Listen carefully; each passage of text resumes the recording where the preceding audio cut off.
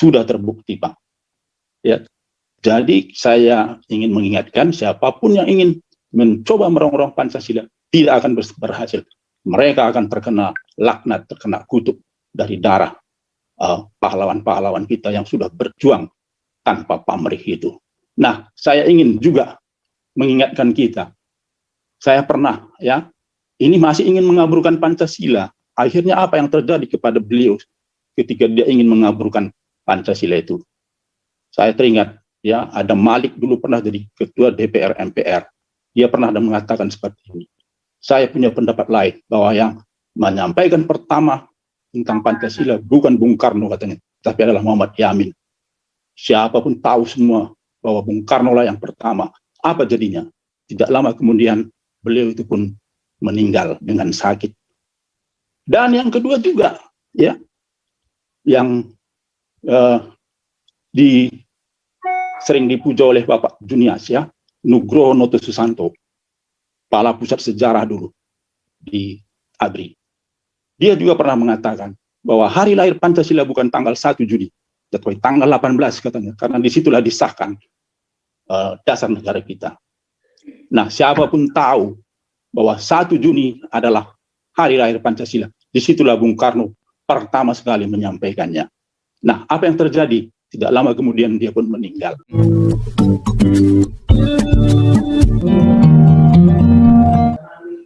Bravo, yes. Masih ada, Kak?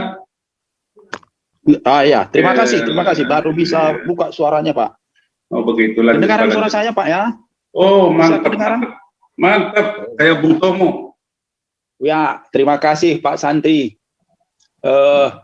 Tadi Pak Jenderal kita bicara tentang pusat kekuatan bangsa ini, bahwa kekuatan itu ada di kekuatan fisik dan kekuatan moral.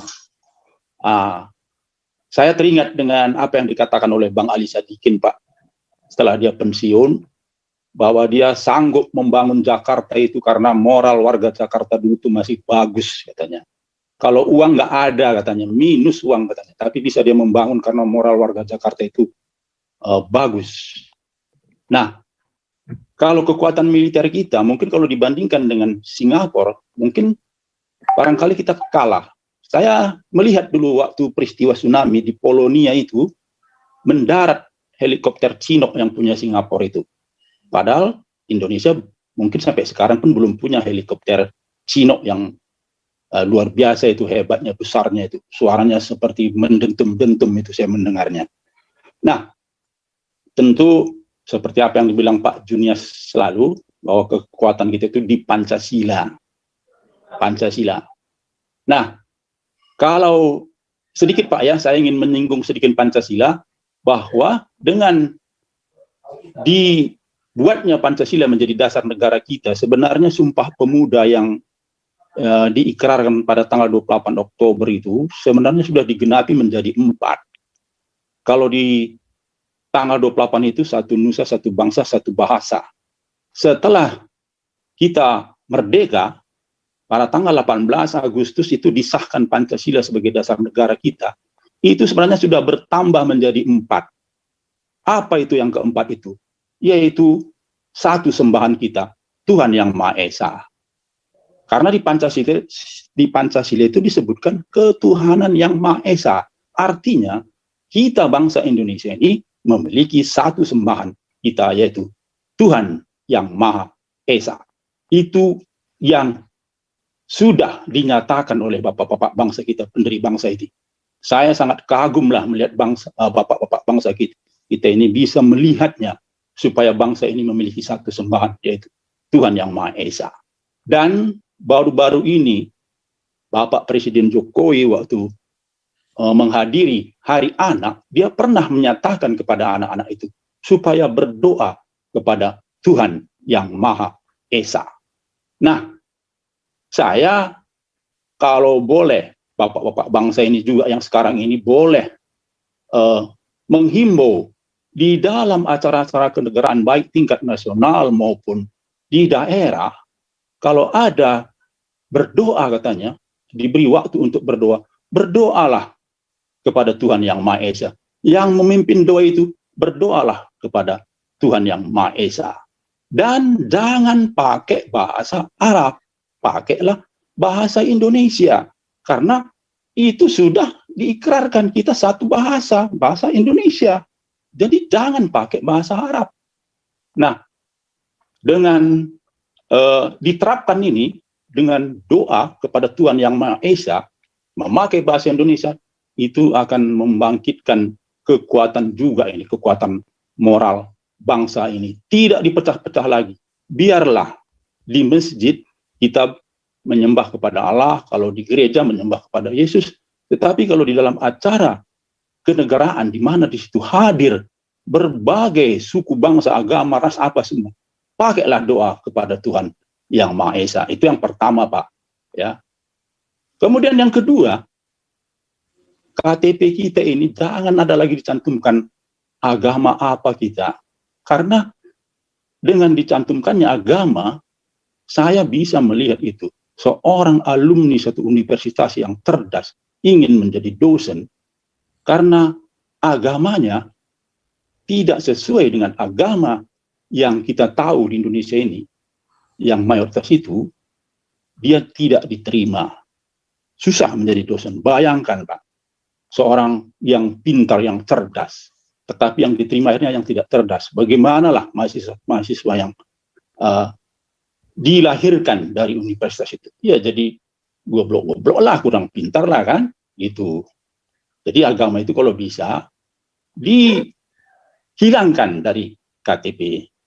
Kemudian saya melihat bagaimana kekuatan Pancasila ini, Pak. Ya, siapa yang mencoba merongrong Pancasila pasti semuanya gagal. Kita lihat saja pemberontakan di Indonesia ini ingin mengganti Pancasila, semuanya gagal. Jadi Pancasila itu sebenarnya sakti. Dan saya teringat dengan orang tua saya, mungkin dia adalah mantan Heiho, pernah berjuang untuk kemerdekaan ini.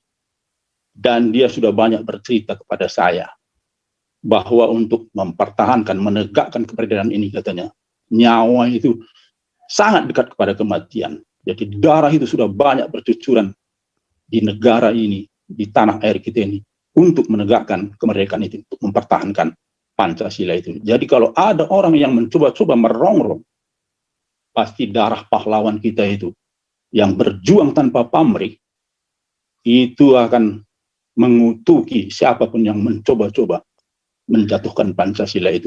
Sudah terbukti, Pak. Ya, jadi saya ingin mengingatkan siapapun yang ingin mencoba merongrong Pancasila tidak akan berhasil. Mereka akan terkena laknat, terkena kutuk dari darah pahlawan-pahlawan kita yang sudah berjuang tanpa pamrih itu. Nah, saya ingin juga mengingatkan kita. Saya pernah, ya, ini masih ingin mengaburkan Pancasila. Akhirnya apa yang terjadi kepada beliau ketika dia ingin mengaburkan Pancasila itu? Saya teringat, ya, ada Malik dulu pernah jadi ketua DPR MPR. Dia pernah mengatakan seperti ini. Saya punya pendapat lain, bahwa yang menyampaikan pertama tentang Pancasila bukan Bung Karno, katanya, tapi adalah Muhammad Yamin. Siapapun tahu semua bahwa Bung Karno lah yang pertama. Apa jadinya? Tidak lama kemudian beliau itu pun meninggal dengan sakit. Dan yang kedua juga, ya, yang sering dipuja oleh Bapak Junias, ya, Nugroho Noto Susanto, kepala pusat sejarah dulu di ABRI. Dia juga pernah mengatakan bahwa hari lahir Pancasila bukan tanggal 1 Juni, tetapi tanggal 18, katanya, karena disitulah disahkan dasar negara kita. Nah, siapapun tahu bahwa 1 Juni adalah hari lahir Pancasila, disitulah Bung Karno pertama sekali menyampaikannya. Nah, apa yang terjadi? Tidak lama kemudian dia pun meninggal.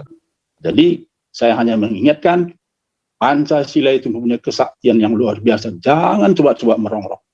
Jadi, kita perlu mewujud nyatakannya. Seperti yang dibilang oleh Pak Junias selalu, kan, ideologi, ide, dan logos harus diwujud nyatakan. Jadi, Pancasila itu harus diwujud nyatakan. Salah satunya tadi, dengan kita berdoa kepada Tuhan Yang Maha Esa. Semua di acara-acara kenegaraan, baik di pusat maupun di daerah, kalau ada acara-acara seminar, apapun semua, kita berdoa. berdoalah kepada Tuhan Yang Maha Esa. Dan jangan pakai bahasa Arab, pakailah bahasa Indonesia, karena itu adalah sudah bahasa persatuan kita. Terima kasih. Mudah-mudahan kita tetap maju sebagai bangsa yang berdaulat dan bersatu. Terima kasih. Amin, amin, bagus ya. Jadi kaitan Sumpah Pemuda dengan Pancasila, nanti perlu dikritisi apa itu ketuhanan yang Maha Esa itu ya. Jadi supaya nggak salah memahami. Ya, lanjut Pak TW. Pak TW, yang terakhir ya.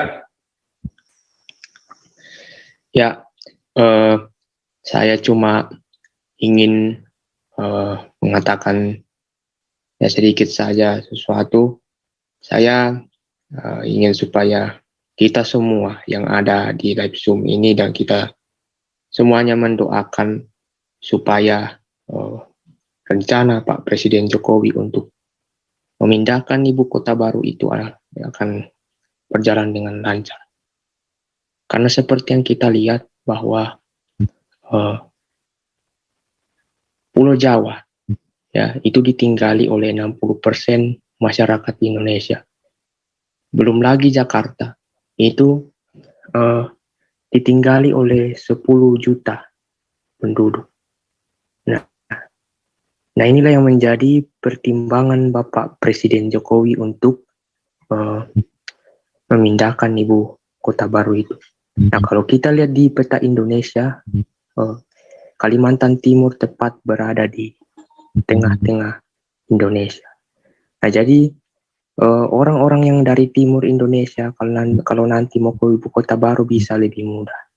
Nah, ya tapi sayangnya di antara orang yang mendukung ada juga yang menentang pembangunan ibu kota baru itu, ya yang mengatasnamakan akademisi dan ya sebagainya. Ya, dan juga saat ada rapat DPR untuk pembentukan ibu kota baru itu, ya hampir semua fraksi menyetujui, ya kecuali PKS. Nah PKS inilah yang menjadi ya persoalan, sehingga layaklah PKS itu disebut ya Partai Komunis versi Islam. Nah ya kita ya harus mendukung itu pembentukan ibu kota baru, karena kalau ibu kota tetap di Jakarta, Indonesia, pembangunan di Indonesia tidak akan merata, hanya berpusat di Pulau Jawa saja. Ya, karena